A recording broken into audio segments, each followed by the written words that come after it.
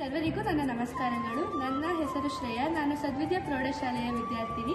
ಕನ್ನಡ ರಾಜ್ಯೋತ್ಸವದ ಶುಭಾಶಯಗಳು.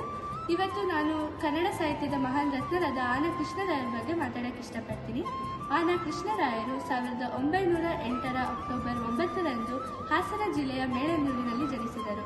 ಅವರು ಕನ್ನಡ ಸಾಹಿತ್ಯದ ಆಳವಾದ ಸಂಶೋಧನೆ, ವಿಮರ್ಶೆ ಹಾಗೂ ಕಾವ್ಯ ಸೌಂದರ್ಯದ ಕುರಿತು ಅಸಾಧಾರಣ ಕೊಡುಗೆಗಳನ್ನು ನೀಡಿದ ಗಣ್ಯರು. ಅವರಲ್ಲಿ ಕವಿ, ಪ್ರಾಧ್ಯಾಪಕ, ಚಿಂತಕ, ವಿಮರ್ಶಕ ಎಲ್ಲರೂ ಸೇರಿ ಒಬ್ಬ ಸಂಪೂರ್ಣ ಸಾಹಿತ್ಯ ಸಾಧಕನನ್ನು ನಾವು ಕಾಣಬಹುದು. ಅವರು ತಮ್ಮ ಸಾಹಿತ್ಯವನ್ನು ಸತ್ಯ, ಸುಂದರ ಹಾಗೂ ಶ್ರೇಷ್ಠತೆ ಎಂಬ 3 ಮೌಲ್ಯಗಳ ಸುತ್ತ ಕಟ್ಟಿದರು.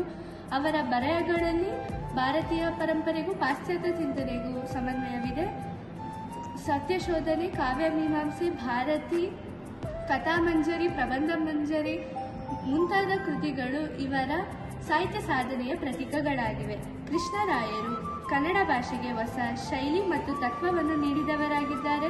ಇವರು ಕನ್ನಡ ಸಾಹಿತ್ಯ ವಿಮರ್ಶೆಗೆ ವೈಜ್ಞಾನಿಕ ನೆಲೆ ನೀಡಿದವರು. ಇವರ ವಿಮರ್ಶಾ ಶೈಲಿ ಸಂವಾದಾತ್ಮಕ, ತತ್ವನಿಷ್ಠ ಹಾಗೂ ಅತೀವ ಆಳವಾದದ್ದು.